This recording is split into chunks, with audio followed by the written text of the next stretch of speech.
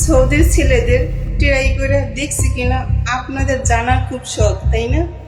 সমস্যা নেই, এই ভিডিওর মাধ্যমে আজকে আপনাদের যত প্রশ্ন আছে সব প্রশ্নের উত্তর দিব। ভিডিওটা ঠেলা দিবেন না, ধাক্কা দিয়ে চলে যাবেন না, সম্পূর্ণ ভিডিওটা দেখবেন, বুঝছেন?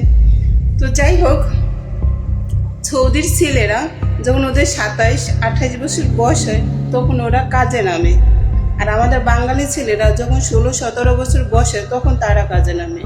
আর সৌদির ছেলেরা 27-28 বছরে কাজে নামে, কতটা ডিফারেন্স দেখছেন? আর সৌদির মেয়েরা যখন 36-37 বছর বয়স হয় তখন তারা সাবলীকে হয়, বুঝতে পারছেন? আমার কফিলের মানে ম্যাডামের মেয়ের রুম পরিষ্কার করতে গেছি, তখন ওই জায়গায় তো অটোর অনেক কিছু থাকে, দেখছি আকামা, মানে আমাদের দেশে তো আমাদের দেশে আইডেন্টি কার্ড হয়েছে আমাদের একটা জাতীয় আর এদের হচ্ছে আকামা হয়েছে মানে সেম সেম আর কি, কিন্তু আলাদা একটু। এই মানে আইডি কার্ডের মতন এদের সবাইকে আকামা কার্ড। তো এই কার্ডে আমি দেখছি ওর রানিং চলতেছে 33 বছর বয়স, ও এখনো বলতেছে ওনাকে পিচ্ছি, ওনাকে ছোট।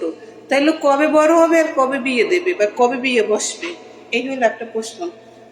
আর একটা প্রশ্ন হলো, একটা ছেলে যদি 27-28 বছরে কাজে যায়, একটা চাকরিতে জয়েন্ট হয়, তো হলো সেই ছেলেটার দোতলা একটা বাড়ি করা দায়িত্ব, তারপর তার একটা গাড়ি করা দায়িত্ব, তারপর 10 ভরি স্বর্ণ করার দায়িত্ব, তারপরে একটা সে ছেলেটা যদি বিয়ে করে সম্পূর্ণ বিয়ের খরচ সে ছেলেটার মাধ্যমে দিতে হবে, মেয়েরা কোনো খরচা দেবে না। এটা সৌদি ইউরোপের নিয়ম, ঠিক আছে? তো এখন আপনি বলতে পারেন এত তথ্য আপনি এত কিছু জানেন কিভাবে? শুনেন, আপনারা যারা প্রবাসে থাকেন, প্রবাসী ভাইরা, তারা তো একটা রুমে 10 জন 12 জন 15 জন থাকেন, তাই না? তো যারা থাকেন তাদের যদি ফ্যামিলির সাথে কোনো কাবজা হয়, কোনো গ্যাঞ্জাম হয়, আপনারা যে ফোনে কথা বলেন সেই মাধ্যমে কিন্তু 2-4-5 জনের সবাই কিন্তু সব কথা ঘটনা জানে। আপনার ফ্যামিলির ভিতরে কি আপনার বউ ভালো না, মা ভালো না, বোন ভালো না, কি না কি সব কিছু কিন্তু পাড়া পাশে যে বেড যারা থাকে তারা কিন্তু বুঝতে পারে, তারা কিন্তু জানে, তাই না? এরকম আমরা যেহেতু এদের বাসায় 2 বছর 2.5 বছর যখন থাকি তখন কিন্তু আমরা এদের সম্বন্ধে অনেক কিছুটা জানতে পারি, অনেক কিছুটা বুঝতে পারি। আমরা যখন প্রথমে এই বাসায় আসি তখন কিন্তু এরা আমার সামনে বসে আমার খারাপ ভালো মন্দ বলতো, আমি বুঝতাম না। এখন যখন 2 বছর হয়ে যায় তখন আমার আড়ালে বলে, কারণ তখন বোঝে যে আমি আরবি কিছুটা বুঝি, আরবি কিছুটা জানি, ঠিক আছে? তখন আমার সামনে বসে বলে না, এই এক। আর দেখেন, আমাদের দেশের মেয়েরা যখন 14-15-13 বছর বয়সে, 12 বছর বয়স থেকে কিন্তু আমরা বাজে বাজে যত ইয়েছে রিলেশন কোন প্রেমপিরিতে কোন এগুলো কিন্তু শুরু করে দিই।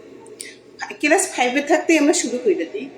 তো আর 35-37 বছর তো দূরের কথা, 12তে থাকতে কিন্তু আমরা শুরু করে দিই, তাই না?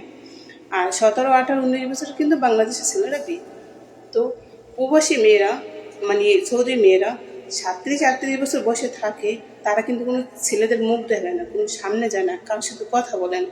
তারা কীভাবে থাকে 35-36 বছর, তারা কীভাবে থাকে একটা মেয়ে?